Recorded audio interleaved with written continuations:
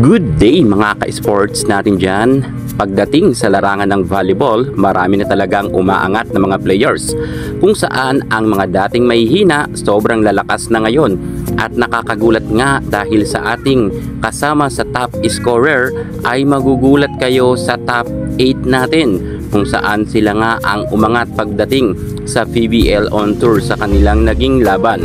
Unahin na nga natin dito ang top 8, walang iba kundi si Cez Robles, kung saan nga ay nakakuha siya ng 65 points. Malaki yan kung ikukumpara natin sa mga fast game niya, dahil si Cez Robles noon ay nababangko pero ngayon binababad na nga siya sa loob ng court.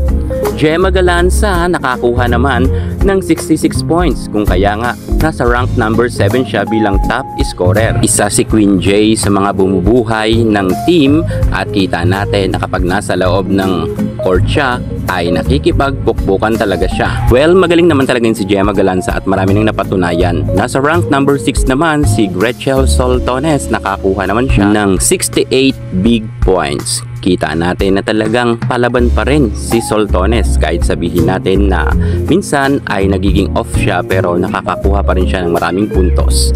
Nasa rank number 5 naman si Jeannie Arroyo, nakakuha nga siya ng 69 big points. Nakakagulat to dahil noon si Jeannie Arroyo ay hindi masyado napapansin, pero tingnan ninyo ngayon, talagang umaariba rin ang kanyang angking kagalingan.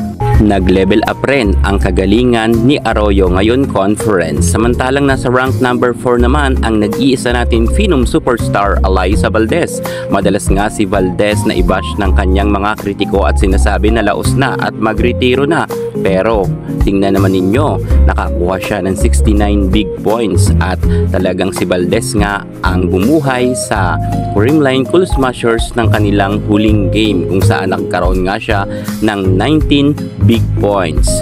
Syempre, ang mga bashers ni Alyssa Valdez hindi nila tanggap na kasama sa top scorer si Alyssa. Samantalang nasa rank number 3 naman itong si Elay Soyod, kung saan nakakuha naman siya ng 71 big points. Grabe rin itong si Soyod, unstoppable din. Kita natin na isa nga si Soyod sa bumubuhay rin ng Akari Chargers. Samantalang nasa rank number 2 naman ang nag-iisa natin beautiful Michelle Gumabaw, na meron rin puntos na 71 big points. Well, wala naman tayong masasabi dyan masyado kay Gumabaw. Subok na natin yan si Gumabaw, at talagang ng panahon niya pa sa UAAP ay magaling na siya. Kahit sa kasalukuyan ay umaariba pa rin ang kanyang angking kagalingan. Speaking sa umaariba ang kagalingan, walang iba kundi si Erica Santos. Nasa rank number 1 siya at solo spot niya yan na meron nga siyang 87 big points. Grabe rin itong si Erica Santos. Talagang